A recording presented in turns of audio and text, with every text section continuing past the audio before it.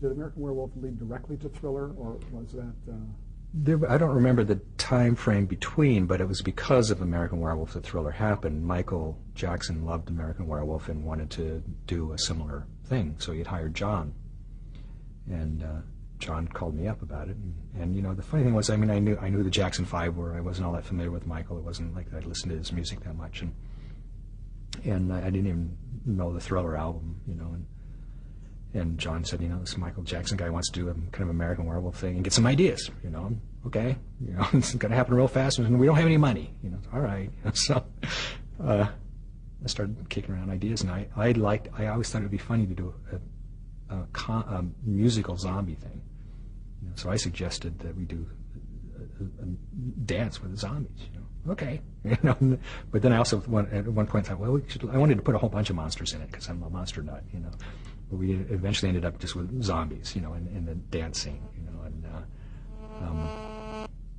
and he wanted, you know, an American Werewolf kind of transformation. I said, well, let's make him something besides a werewolf, you know. I just thought, you know, maybe more feline, like kind of a cat-like thing, and I thought it could be interesting. It was almost like a black cat in a way, you know. And the original design he did was much more like a Black Panther kind of thing, and then I thought it was maybe too much a Black Panther, so I made the hair longer and put these the white streaks in it, which was before I had white streaks. And,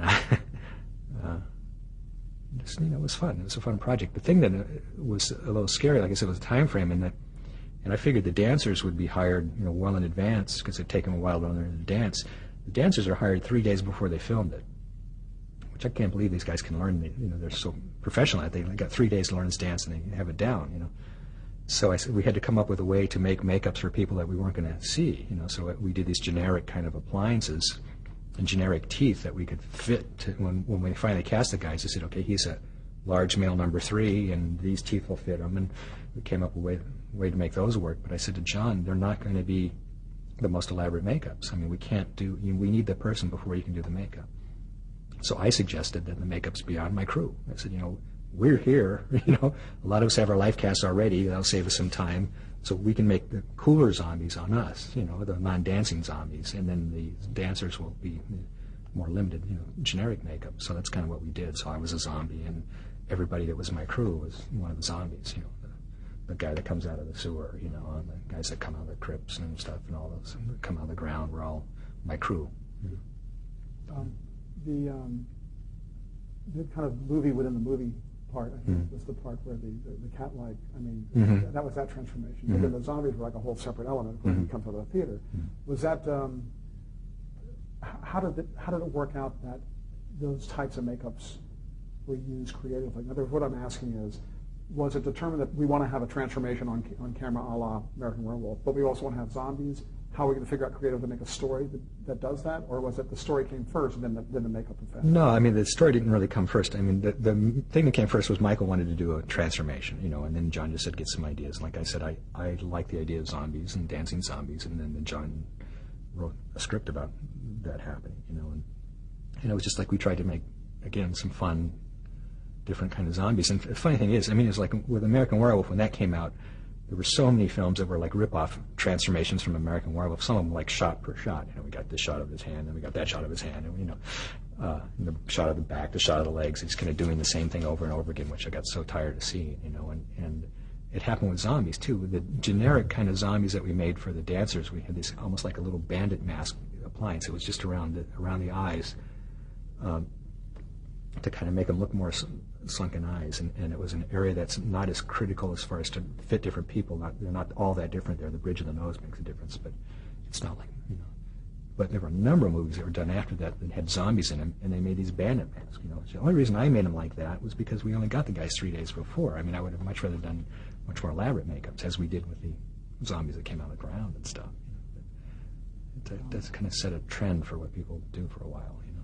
Now, what about Michael Jackson? A lot of people have seen the making of Thriller, and he seemed like he was really into it and really cooperative. Very much so. You were there. What was that like? What was his experience with him? You know, I was amazed. I mean, like I said, I didn't know a lot about Michael. I was not pleased about this whole camera crew shit happening all the time. And my first time with Michael to take the live cast and stuff, it was, you know, 2 cameras and mics everywhere. And it's like, you know, this is kind of this live cast part is not you know, it's better not to have all you guys around when we're doing this, you know. And it's like, you know, it looks scary, you know, and it's like, you know, and but they were there, you know, cameras were right in the way. There were times I had to like push the camera out of the way so I could do my job, you know. I wasn't all that happy about that, you know. But you know, Michael came in and he was very shy, very quiet. I knew, like I said, very little about him. Came in. The first thing he did was go into our bathroom and stay in there for a really long time. Just, I think he had to get himself used to coming out in front of these strange people. You know, he had sunglasses on, and he would sit there. It's like, you know, we can't take your life cast with the sunglasses on. You're going to have to take those off. You know, and very shy, very quiet. And it was right around that same time that we were in pre-production on Thriller that there was that Motown Awards or whatever it was when Michael did the moonwalk thing for the first time.